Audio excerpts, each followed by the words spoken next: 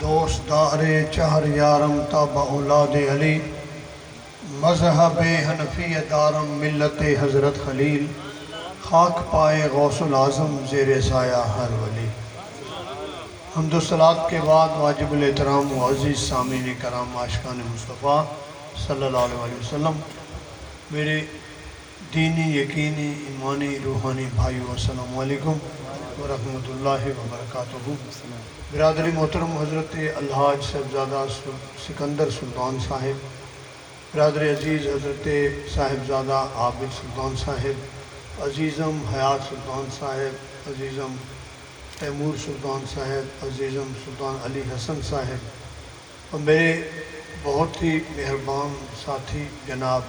ملک محمد ذوالفقار علی صاحب، اور بہت دیرینہ دوست اور مہربان محترم و مکرم جناب نواز علی ڈونگی صاحب، آج کی یہ مقدس اور بابرکت محفل عرس کی تقریب ہے، سالانہ برسی ہے، اور ایک ایسی ہستی کی برسی ہے کہ جس نے اپنی ساری زندگی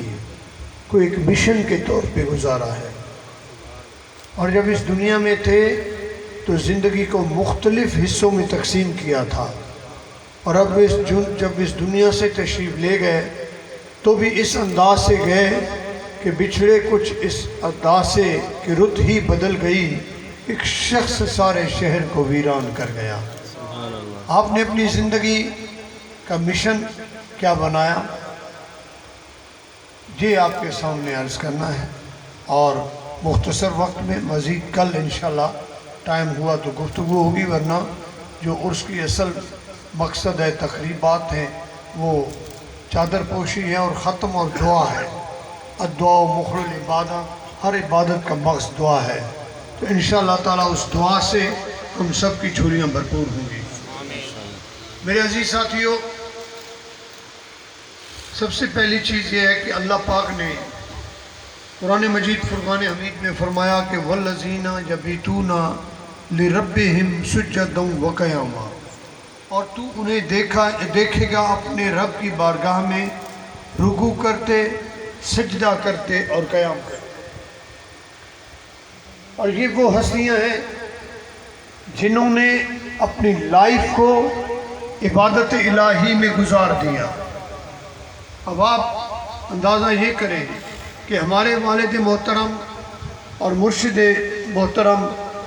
حضرت الحاج سخی سلطان غلام میران صاحب رحمۃ اللہ علیہ، انہوں نے اپنا ابتدائی جوانی کا جو دور تھا وہ اللہ کی عبادت میں گزار دیا۔ وہ کیسے؟ آپ اندازہ یہ کریں کہ جس طرح کے شیخ سعدی فرماتے ہیں کہ گر جوانی توبہ کردن شیوہ پیمبری است، وقت پیری گرگ ظالم بیشوت پرہیزگار، کہ گر جوانی توبہ کردن، کہ جو بندہ جوانی میں توبہ کر دیتا ہے، شیوہ پیمبری است، وہ پیغمبروں کے شیوے کو پورا کرتا ہے، وقت پیری گرگ ظالم بیشوت پرہیزگار، اور جب اس کی بڑھاپے کا وقت ہوتا ہے اور پیری کے زمانے میں اگر وہ عبادت اور ریاضت کرتا ہے، وہ ظالم اور گرگ ہے۔ وہ گرگ ایک ایسا ہے جو لوگوں کو چیزوں کو کھاتا ہے اور پھر اپنا سر نیچے کر کے مٹی میں دبا دیتا ہے، وہ گرگ ظالم میں شبت پرہیزگار، جیسے 100 چوہے کھا کے بلی حج کو جاتی ہے، یہی بوڑھے بندے کا انداز ہوتا ہے جو بڑھاپے میں توبہ کرے۔ اور ہم نے اپنے والد محترم کو اپنے بچپن میں دیکھا کہ ان کی جوانی تھی، ان کا عروج تھا، اور وہ کیا کرتے تھے، ان کی عبادت کیا تھی؟ وہ بائی روڈ قافلہ لیتے اور لوگوں کو حج کرایا کرتے تھے، یہاں سے گاڑی چلاتے، پاکستان سے نکلتے افغانستان، افغانستان سے ایران، ایران سے عراق، عراق سے شام، شام سے کویت، کویت سے آپ چلے جاتے سعودی عرب، اور جب سعودی عرب داخل ہوتے وہاں عبادتیں کرتے، 7 برتن ہوتے، 7 شامیانے ہوتے، 7 لنگر ہوتا، 7 پکانے والے ہوتے، سارا ارینجمنٹ کرتے، لوگوں کو لنگر بھی کھلایا کرتے تھے، اور خود با جماعت آپ جماعت کرا کے لوگوں کو نماز بھی پڑھایا کرتے۔ پہلا سال اس طرح، دوسرا سال اس طرح، تیسرا سال اس طرح، یعنی آپ نے اپنی جوانی میں 19 حج اس انداز میں کیے کہ حج پہ خود بھی جاتے اور ہزاروں لوگوں کو ساتھ لے کر جا کر اللہ کی عبادت اور ریاضت میں گزارا کرتے تھے۔ جوانی میں جب پیسہ بھی ہو، جب دولت بھی ہو، شان بھی ہو، ٹھاٹھ بھی ہو، وہ دنیا کے اور کام کر سکتا ہے، لیکن آپ نے اپنی جوانی میں یہ کیا کہ کوئی حج آپ نے نہیں چھوڑا، ہر حج پہ جاتے اور تنہا نہیں جاتے بلکہ لوگوں کو جا کر اللہ اور اللہ کے نبی کا بیت دکھایا کرتے تھے۔ میرے عزیز ساتھیوں، ہمارے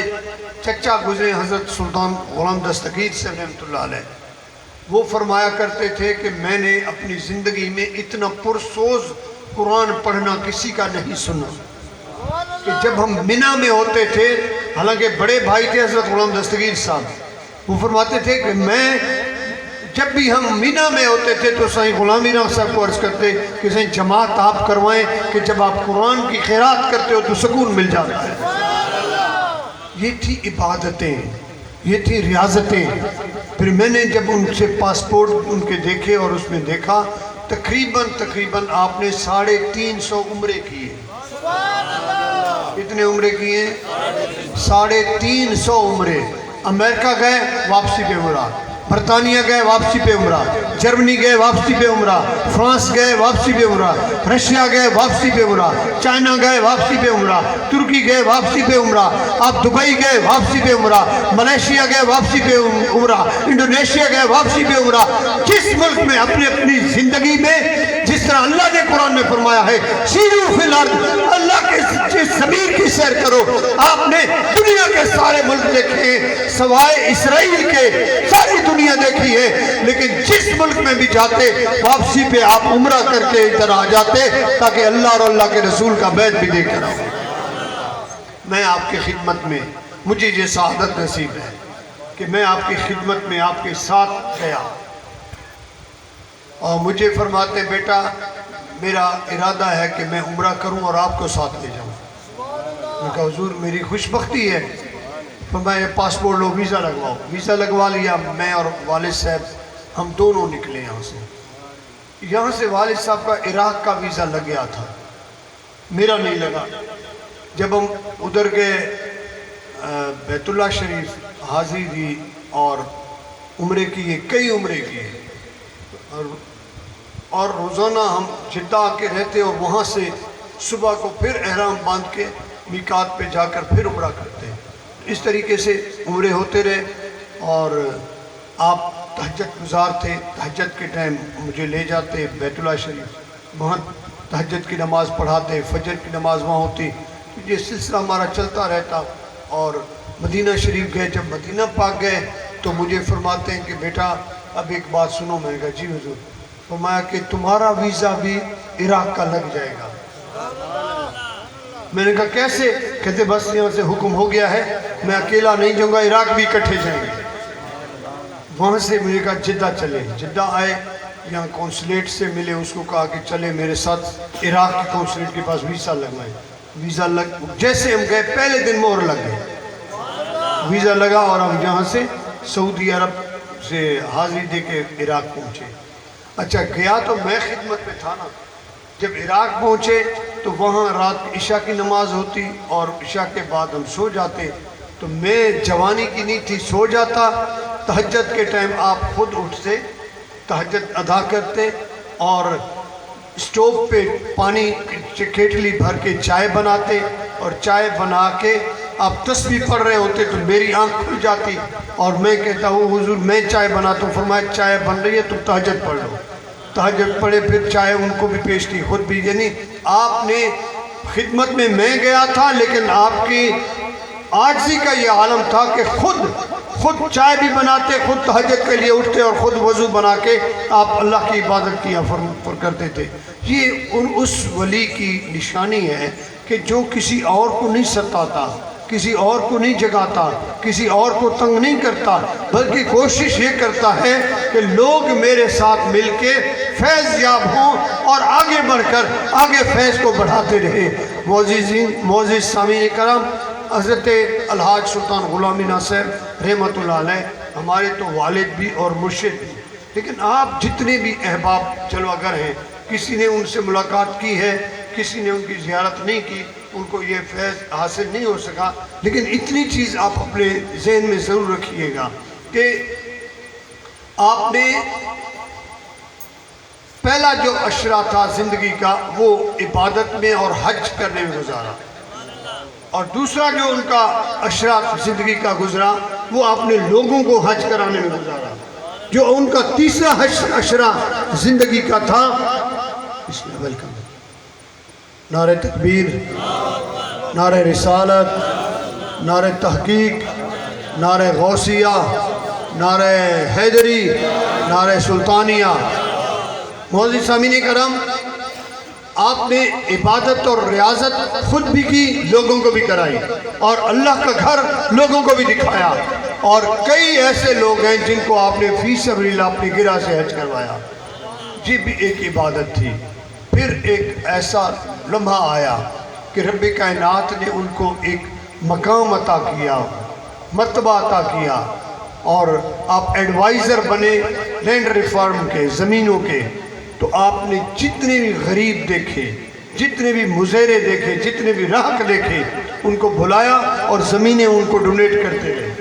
آؤ یہ لو زمین، یہ لو زمین، یہ سرکاری زمینیں مل رہی ہیں، میں آپ کو دوں۔ جو اس وقت غریب تھے،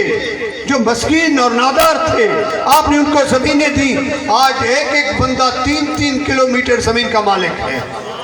اور وہ ہمیں کہتے ہیں، ہم دعا کرتے ہیں حضرت سلطان غلام میران صاحب کو، جنہوں نے ہمیں زمیندار بنایا ہے، جنہوں نے ہمیں اس پوزیشن پہ پہنچایا ہے۔ پھر لوگوں کی خدمت کا یہ عالم دیکھیے کہ جب آپ دبئی گئے، شیخ سرور کے ساتھ آپ کی دوستی تھی، وہاں جیسے پہنچے تو شیخ سرور نے کہا، حضور مانگے کیا مانگتے ہیں؟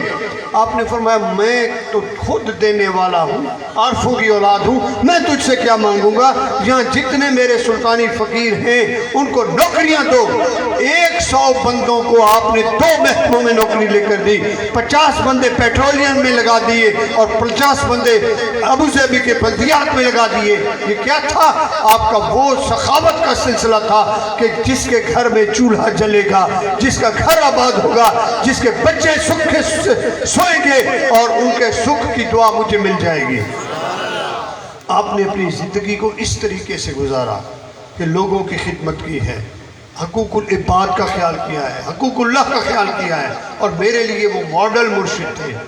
جب میں پڑھتا تھا، 84 کی بات ہے، 84 کی بات ہے، سن 84 میں میرے دل میں خیال پیدا ہوا۔ 2 ہستیاں تھیں ہمارے گھر میں، ایک میرے والد تھے، ایک میرے چچا تھے، حضرت سلطان غلام میران رحمۃ اللہ علیہ اور میرے والد، اور حضرت خواجہ سلطان نور محمد صاحب میرے چچا۔ میرے ذہن میں یہ تھا کہ ان دونوں میں سے ایک ہستی کی بیعت کروں، ان کا میں مرید بنوں۔ اب دل میں تو یہ خیال تھا، لیکن جوانی بھی تھی، پھر انگریزی پڑھنے والے لوگ بھی تھے۔ میں نے کہا یار ان دونوں میں سے جو مجھے خود کہے گا کہ میں تیرے دل کی بات سمجھ گیا ہوں، تجھے بیعت کرتا ہوں، میں اس کا مرید بنوں۔ میں چلا گیا کراچی، ایئر ٹکٹنگ کا کورس کر رہا تھا، اور میرا خیال تھا کہ ٹریول ایجنسی بناؤں، اور جیسے والد صاحب کا جذبہ تھا کہ لوگوں کو مکہ مدینہ پھرانا ہے، میں بھی اس طرح کروں۔ ابھی پڑھ ہی رہا تھا، کچھ دن گزرے کہ والد صاحب تشریف لے آئے، اور میں اترا، گاڑی کھولی، بیگ آپ کا اٹھایا، اور آگے آگے آپ میں ان کے پیچھے ہوں۔ مجھے مڑ کے دیکھا، کہتے بیٹا میں سمجھ گیا کہ تو بیعت ہونا چاہتا ہے، لیکن ان بیعت نہ کرے سکے، میری بھی شرط ہے۔ میں کہا حضور کے شرط ہے؟ فرمایا میری یہ شرط ہے کہ جڑی تو ٹریول ایجنسی بنیندہ پہ ہے نا، یہ تینوں نہیں بناؤں۔ میں کہا حضور لوکاں حج تے لینا کہ چاہتا نصیب ہویا توہیں لٹوڑ، ویسی تو بھی نہ بنا۔ کیوں؟ میں کہ ٹریول ایجنسی والے ہمیشہ گال ہی کھان دیں، ہمیشہ بدواواں لیں دیں، کوئی نہ کوئی فراڈو ہو ویندہ انہاں کو۔ لہذا تو فقیران دی اولاد ہے، تو حق بہو دے نانو انج بدنام نہ کر، ٹریول ایجنسی نہ بنا۔ میں تینوں چونے اپنے والد اور دادا دے فیض دے واسطے کہ تو وا اور طریقت دی خدمت۔ میں نے کہہ دیا ٹھیک ہے حضور، اسی طرح قبول ہے۔ اسی وقت میں نے ٹریول کا ارادہ ترک کر دیا، اور جب میں نے پیپرز ختم کیے پھر گھر آیا، آپ نے مجھے بیعت کیا، لوب عطا کی اور دستار اپنے سر پہ باندھ کے میرے سر پہ رکھی، فرمایا کہ میرے بابے کی طریقت کا کام تم نے چلانا ہے اور تم نے روحانیت کی خدمت کرنی ہے۔ الحمدللہ اس وقت سے لے کر آج تک میں نے جو ڈیوٹی دی ہے رب العالمین اپنی بارگاہ میں قبول فرمائے۔ یعنی میں نے ان کو ایک پیر طریقت کی حیثیت میں بھی دیکھا اور ان کو اس عالم میں بھی دیکھا کہ فقیر ہوتا وہ ہے جو دلوں کی جانتا ہو۔ حضرت سلطان العارفین فرماتے ہیں نام فقیر تنہاندہ باہو، جڑا دل دی رمز پہ چھانے، جو دل کی رمز کو جانتے وہی فقیر ہے۔ اور میں کراچی میں ہی تھا اس ٹائم پڑھتا تھا جب میں نے یہ بات کی، کچھ دنوں بعد یہ ہوا کہ آپ کی بارگاہ میں خلیفہ رحمت دین آیا اور ایک سید بابا تھا، اس کو ساتھ لے کے آیا، کہتے حضور یہ بابا آیا ہے۔ اس سید جیسے بھی آیا نا ہمارے آستانے میں داخل ہوا، والد صاحب بیٹھے تھے، ان کے قدموں میں گر گیا، کہتے یہی ہے۔ کیا یہی ہے؟ کہتے جی میں خواجہ معین الدین چشتی اجمیری کی بارگاہ میں 12 سال رہا ہوں۔ 12 سالوں کے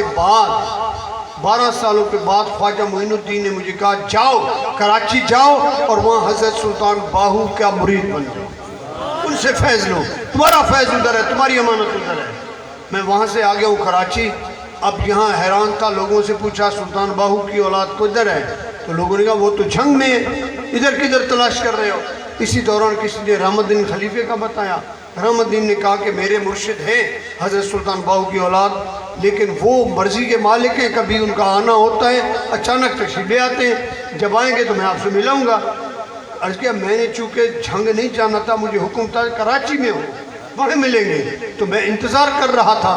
اور ایک دن رات کو ایک بزرگ ملے خواب میں، کھینچ کے تھپڑ مارا اور کہا شاہ جی کل 1 بجے میرے پاس آ گئے۔ صبح ہوئی 11 بجے، یہ خلیفے کے پاس پہنچ گیا 10 بجے، خلیفہ بیٹھا ہے کوٹ رہا ہے کمانیوں کو۔ اسی دوران والد صاحب کی طرف سے نبی بخش فقیر ہے ابھی بھی ادھر کا جامپور کا نبلہ ہم اس کو کہتے ہیں، اس کو کہا جاؤ نبلہ جا کے خلیفہ رحمت دین کو بھی لے آؤ اور اس کو کہو اس کے پاس کوئی بندہ آیا ہوا ہوگا اس کو بھی لے آئے۔ جیسے ہی ابھی میں حضور والد صاحب کی خدمت میں بیٹھا ہوں، جیسے نبلہ گیا اس نے اطلاع دی تو اس نے کہا ٹائم کیا دیا ہے؟ کہا سائیں نے فرمایا 1 بجے آؤ، اور شاہ جی نے کہا کہ مجھے بھی جو خواب میں حکم ملا 1 بجے آنے کا ملا، چلیں آپ ابھی چلتے ہیں۔ روان ہوئے، جب تک یہ لوگ لی مارکیٹ کے علاقے میں آئے، وہاں ہمارا موسیٰ لائن میں ہمارا آستانہ تھا، اس آستانے میں جیسے پہنچے والد صاحب کو دیکھ کر شاہ جی کہتے ہیں جی یہی پیر ہے، یہی ہے، انہوں نے میں رات مجھے تھپڑ مارا تھا۔ آپ نے فرمایا شاہ جی آ جاؤ، فیض چاہیے نا، بیعت ہو جاؤ، شرط ہے۔ کہا کیا شرط ہے؟ ساری زندگی لالچ نہیں کرنا۔ کیا نہیں کرنا؟ بولو تو صحیح، بولو تو صحیح، لالچ نہیں کرنا، مریدوں سے بٹورنے کا نہ سوچنا بلکہ مریدوں کو نوازنے کا سوچنا۔ اب تمہارے در پہ لشکر رہے گا۔ اب جیسے ہی انہوں نے یہ کہا تو بیعت ہوئے میرے سامنے، اور وہ تصویریں میرے پاس موجود ہیں، وہ ریکارڈ میں تصویریں ہیں کہ بیعت ہوئی۔ بیعت ہونے کے بعد آپ نے لوب دیا، فرمایا جا تجھے فیض دے دیا، فیض مل گیا۔ شاہ جی کے رنگ لگ گئے، بنگلے بن گئے، باڑیاں بن گئی، لوگ ٹوٹنے لگ گئے، لشکر ہوتا تھا لائن قطاروں سے۔ ہمیں لوگ کہتے تھے جی شاہ صاحب سے دعا لینی ہے، ہمیں چٹھی دے دیں، ہمیں ٹائم مل جائے، پیسج کر دیں۔ اس ٹائم تو موبائلوں کا دور نہیں تھا، بہرحال لوگوں کا رش لیتا۔ 3-4 سال گزر گئے۔ ایک دن کوئی عورت آئی، انہوں نے کہا یار میں نے کبھی کسی سے مانگا نہیں ہے، کام بھی بڑے ہوتے ہیں۔ اس خاتون نے کہا حضور میرا یہ کام ہو جائے دعا فرمائیں۔ انہوں نے فرمایا دعا بھی کرتا ہوں، تعویذ بھی دیتا ہوں، لیکن کام ہو جائے گا تو 10,000 لوں گا۔ اس کے 10,000 ابھی لو۔ شاہ جی نے 10,000 جیسے لیا، رات کا ٹائم ہوا، کھینچ کے تھپڑ لگ گیا، اور وہی آپ خواب میں آئے، فرمایا شاہ جی قلم روک، قلم رک گیا، ماڑیاں گئیں، محل گئے، گھر گئے، مریدین گئے، عقیدتیں گئی، بس شاہ صاحب روڈ پہ آ گئے۔ آخر ڈھونڈتے ڈھونڈتے اس رحمت الدین کو لے کر جب استا محمد آئے تو والد صاحب کے قدموں میں گرے، حضور معافی۔ آپ نے فرمایا شاہ جی جیسے پہلے 12 سال بیٹھے تھے نا، اب پھر 12 سال چلا، مذاق نہیں ہے، فقر لینا، درویشی لینا، ولایت لینا کوئی آسان کام نہیں ہے۔ لالچ اور حرص مت کرو، تمہارے بیڑے پار ہو جائیں۔ تو دوستو یہ جو درس دے کر گئے ہیں وہ اللہ کے کامل ولی، پھر اللہ پاک نے ان پر ایسا کرم کیا کہ وصال سے پہلے شہادت، کلمہ بھی نصیب ہوا، کلمہ طیب بھی نصیب ہوا، اور یاسین شریف پڑھنا بھی نصیب ہوا، اور اس دنیا سے اس طرح رخصت ہوئے پوری دنیا نے دیکھا ہے کہ چہرہ ایسے لگتا تھا جیسے مسکرا رہے ہوں، حالانکہ کافی کمزور تھے، لیکن وصال کے بعد جو چہرے پہ چمک تھی، چہرے پہ جو دمک تھی، یہ اس چیز کی غمازی کرتی تھی کہ انسان کو انسانیت کا بھلا کرنا چاہیے، جو لوگوں کا بھلا کرے، جو لوگوں کی مدد کرے، جو لوگوں کی سپورٹ کرے، جو لوگوں کا خیال کرے، جو لوگوں کی امداد کرتا رہے، اور اپنی زندگی کو عوام الناس کے لیے محصور اور محفوظ کر کے رکھے، وہ کامیاب ہے۔ آپ اندازہ کریں، میں اور سکندر سلطان صاحب ہم دونوں گئے، آج کیا حضور ہمارا ارادہ ہے، ہماری خواہش ہے، آپ مہربانی کریں ہمارے ساتھ آپ عمرے پہ چلیں۔ میرے بزرگوں نے بھی دیکھا، کہا بیٹا نہیں، اب نہیں۔ آج کیا حضور کیوں؟ ہمیں ثواب ملے گا۔ فرمایا دیکھو،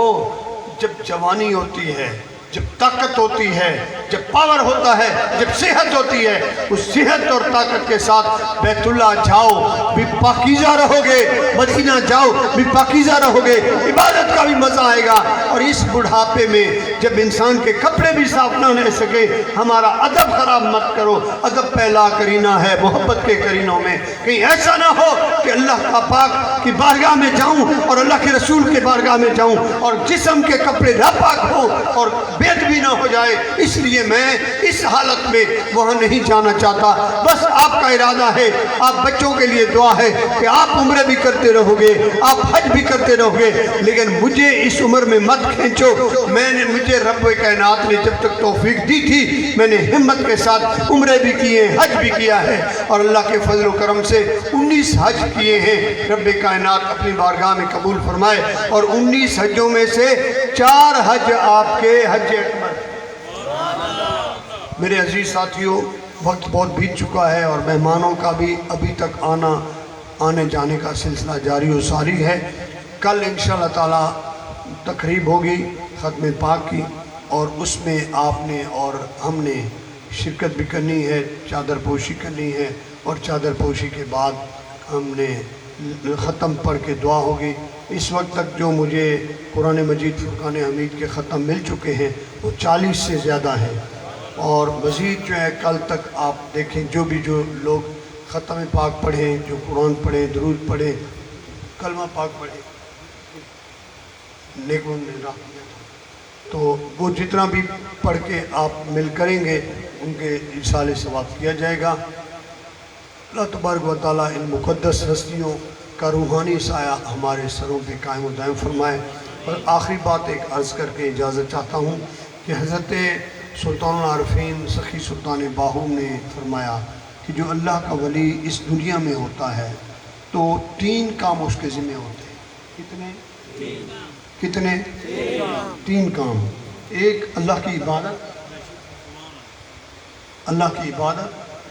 اور ایک روزگار، محنت اور مزدوری اور بچوں کی کفالت، روزگار کرنا، بچوں کی کفالت۔ تو تیسرا کام اپنے مریدین کی طرف توجہ اور دعا۔ لیکن جب وہ اس دنیا سے رخصت ہوتا ہے، اس دنیا سے چلا جاتا ہے، کل نفس ذائقۃ الموت، موت کا ذائقہ چکھ لیتا ہے،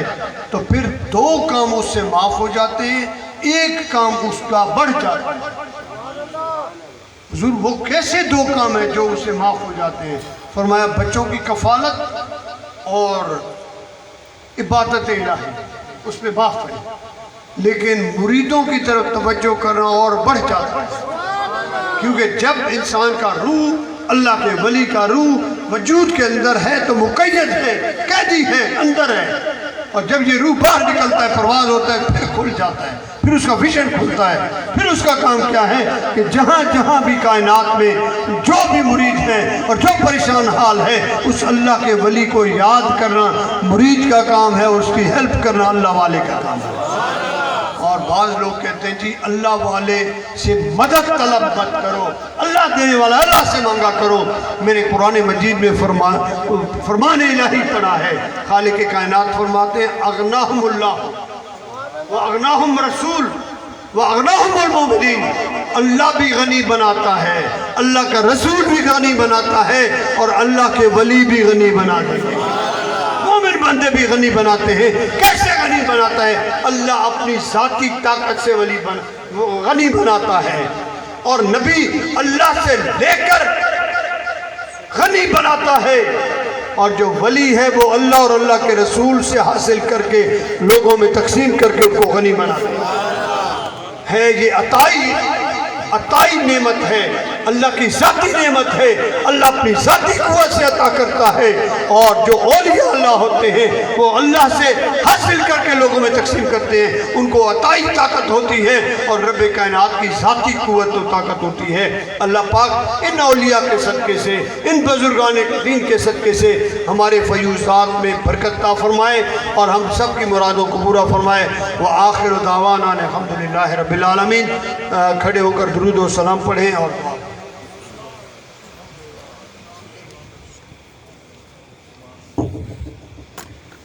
مصطفیٰ جان رحمت پہ لاکھوں سلام، شمع ہدایت پہ لاکھوں سلام، شمع بز میں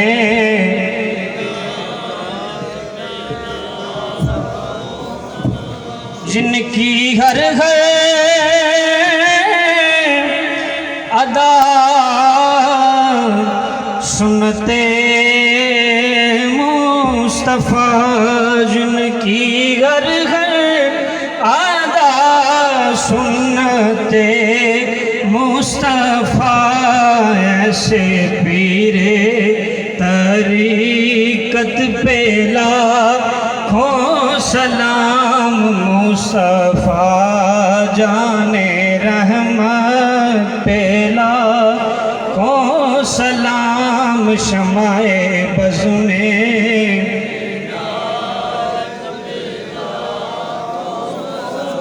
چہرہ مصطفیٰ اصل قرآن ہے، عاشقوں کی تلاوت پہ لاکھوں سلام، مصطفیٰ جان رحمت پہ لاکھوں سلام، شمع بز میں ہدایت پہ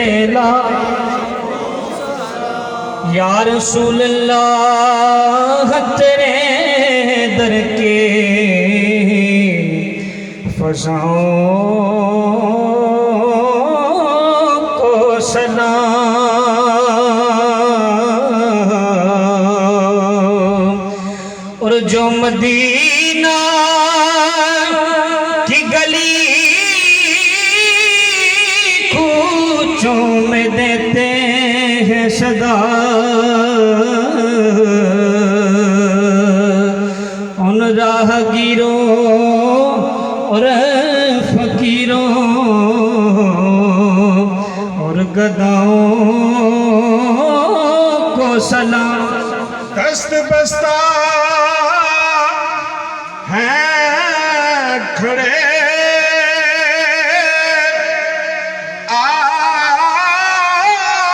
آقا حاضر غلام پیش کرتے ہیں غلامانہ سلام، اے خدا کے لاڈلے پیارے پیارے رسول، یہ سلام عاجزانہ ہو قبول۔ الصلاۃ والسلام علیکم۔ سیدی یا سیدی یا رسول اللہ وعلی آلک و اصحابک یا سیدی یا سیدی یا سیدی یا حبیب اللہ الہی بحق بنی فاطمہ فبر قول ایما کل خاتمہ الہی طفیل محمد رسول دعا عاجزوں کی کر لے قبول الہی عاجزم امیدوارم لطف تو حال مارا خود بنانی منچ کو یم پیش تو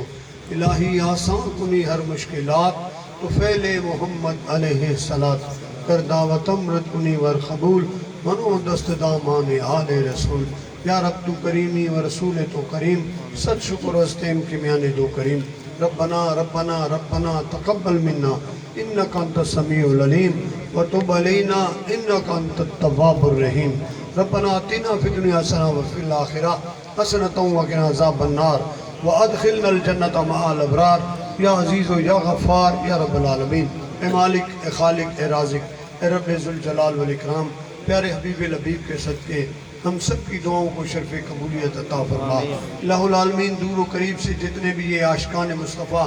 اس مقدس ہستی کے عرس پہ حاضر ہوئے ہیں اور ہمارے ساتھ ڈھارس اور محبت کو فروغ دینے کے لیے آئے ہیں ہمیں ڈھارس دلوانے کے لیے آئے ہیں ہمیں پیار دینے کے لیے آئے ہیں یا اللہ ان سب کا آنا بیٹھنا سننا سنانا اپنی بارگاہ میں قبول و منظور فرما یا اللہ ہم مانگ نہیں سکتے تو عطا فرما سکتا ہے جھولیاں ہماری تنگ ہیں رحمت تیری وسیع ہے اپنی خاص رحمت سے ہماری خالی جھولیوں کو بھرپور فرما یا اللہ ہم سب کی مشکلوں کو آسان فرما یا اللہ قرض داروں کے قرض معاف فرما یا اللہ مریضوں کو شفا عطا فرما یا اللہ بے اولادوں کو نیک صالح اولاد عطا فرما یا اللہ بے گھروں کو گھر عطا فرما بے دروں کو در عطا فرما بے راہوں کو راہ راست عطا فرما اور بے رہبروں کو کامل رہبر مرشد نصیب فرما یا اللہ سب کے من کی مرادوں کو پورا فرما یا اللہ وہ راہ دکھا جس سے تو اور تیرا پاک محبوب راضی رہے یا اللہ حضرت الحاج سخی سلطان غلام میرا صاحب رحمۃ اللہ علیہ کے درجات کو بلند فرما یا الہ العالمین ان کی قبر کو فیض کا چشمہ بنا اور ہم سب کو ان کے در سے فیض نصیب فرما الہ العالمین اپنے محبوب پاک صلی اللہ علیہ وسلم کے صدقے جتنے بھی احباب آئے ہیں ان سب کو قدم قدم کا اجر عظیم عطا فرما یا اللہ سب کو قرضوں سے نجات عطا فرما سب کو عزت و آبرو عطا فرما شفا عطا فرما یا اللہ اس دربار گوہر بار کی تعمیر میں ہماری مدد فرما یا اللہ خوبصورت مسجد و آستانوں و دربار تعمیر کرنے کی ہمیں توفیق عطا فرما یا اللہ اس دربار کو دن دگنی رات چگنی ترقی نصیب فرما یا اللہ حضور سلطان العارفین سلطان باہو کے فیض کو عام اور جام فرما خوار ہیں بدکار ہیں ڈوبے ہوئے ذلت میں ہیں جو کچھ بھی ہیں لیکن مولا تیرے محبوب کی امت میں ہیں یا الہی بخش دے بخش دے بخش دے بخش دے مصطفیٰ کے واسطے مشکلیں حل کر مشکل کشا کے واسطے ان اللہ و ملائکتہ یصلون علی النبی یا ایھا الذین آمنوا صلوا علیہ وسلموا تسلیما اللہم صلی علی سیدنا مولانا محمد وعلی آل سیدنا وصحبہ سیدنا و اہل بیت سیدنا و مولانا محمد مبارک وسلم صلی علیہ الہ العالمین پورے دنیا سے لوگ لائیو آج کے اس پروگرام کو دیکھ رہے ہیں جو بھی جہاں ہمارے ساتھ دعا میں شامل ہے ان کی دعاؤں کو قبول فرما ان سب کی مرادوں کو پورا فرما ان سب کی مشکلوں کو آسان فرما دنیا کے جس حصہ میں بھی عاشقان مصطفیٰ بستے ہیں یا اللہ آج وہ ہمارے ساتھ موجود ہیں ان کی دعائیں ان کے احساسات ان کی محبتیں ہمارے ساتھ ہیں ان تمام کی دعاؤں کو شرف قبولیت عطا فرما صلی اللہ تعالی علی خیر خلقہ نور عرشہ وزینت فرشہ ومظہر لطفہ وقاسم رزقہ محمد وعلی آلہ وصحبہ اجمعین افضل الذکر لا الہ الا اللہ اعلان ایک سماعت کیجئے کہ ابھی جو نئے مہمان آئے ہیں وہ ایک طرف ہو کے بیٹھیے گا آپ کو لنگر ملے گا اور عرس مبارک کی صبح جو تقریب ہوگی انشاءاللہ فکس 9 بجے چادر پوشی ہوگی چادر پوشی کے فوری بعد محفل ہوگی اور 11 بجے فکس کوشش کریں گے کہ ختم پاک پڑھا جائے اور دعا ہو اور اس دعا میں آپ سارے شامل ہوں کیونکہ یہ جو دعا ہوتی ہے یہ قبولیت کا مقام ہوتا ہے آج کے دن حضرت صاحب کا وصال ہوا تھا اور کل یعنی 8 تاریخ کو ان کی تدفین ہوئی تھی پھر ایک بات بتاؤں کہ چاند کے حساب سے 16 تاریخ تھی 16 ذیقعد اور 16 ذیقعد کو آپ کا وصال ہوا اور 17 ذیقعد کو آپ کا کی تدفین ہوئی اور جنازہ ہوا اس دفعہ ہم نے چاند کے حساب سے نہیں رکھا اس دفعہ ہم نے انگریزی کے حساب سے 7 اور 8 جولائی رکھا ہے وجہ یہ تھی کہ ویسے جتنے بھی بزرگان دین ہیں ان کا عرس چاند کے مطابق ہوتا ہے، قمری مہینے کے مطابق ہوتا ہے. ان کا اس لیے اس جولائی میں رکھا گیا کہ اس دفعہ، لیکن نیکسٹ ایسا نہیں ہوگا، نیکسٹ قمری مہینے کے حساب سے ہوگا. اس دفعہ وجہ یہ تھی کہ سالانہ پیر بولان و مہران حضرت فیض سلطان رحمۃ اللہ علیہ کے عرس مبارک کے موقع پہ جو کانفرنس ہوتی ہے وہ 29 جون کو تھی، اور 28 جون کو 16 تاریخ چاند کے 16 ذیقات پڑتی تھی. اگر ہم 28 کو ادھر ہوتے تو پھر کوئٹہ نہیں پہنچ سکتے تھے، اس لیے وہ ختم ہم نے کوئٹہ میں بھی 16 تاریخ کو دلوا دیا تھا. اور باضابطہ عرس چونکہ آپ کے دربار پہ ہونا ہے،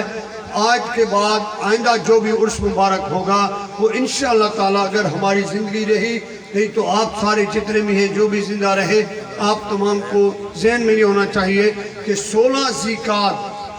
ذیقات کو آپ کا عرس ہوا کرے گا چاند کے حساب سے. اور نیکسٹ اگلا سال جو آنے والا ہے اس میں 16 ذیقات 18 جون کو پڑ رہا ہے. 18 اور 19 جون کو آپ کا عرس ہوگا، 16 اور 17 ذیقات کو. لہذا آئندہ کے لیے انشاءاللہ تعالیٰ چاند کے حساب سے قمری مہینے سے ہوگی. اور یہ سال جو ہے یہ عرس جو ہم نے کیا ہے جولائی کے حوالے سے کیا ہے، کیونکہ جولائی میں ایک گرمی بہت ہوتی ہے، دوسرا لوگ جو ہیں اپنے فصل بونے میں مصروف ہوتے ہیں، اس وجہ سے بھی پرابلم ہوتا ہے. لہذا زندگی رہی تو آئندہ کا جو عرس مبارک ہوگا وہ 16 ذیقات اور 18 جون پڑ رہا ہے. 18 جون انشاءاللہ تعالیٰ عرس مبارک ہوگا. اللہ تبارک و تعالیٰ ہم سب کو توفیق دے. وما علینا الا البلاغ المبین.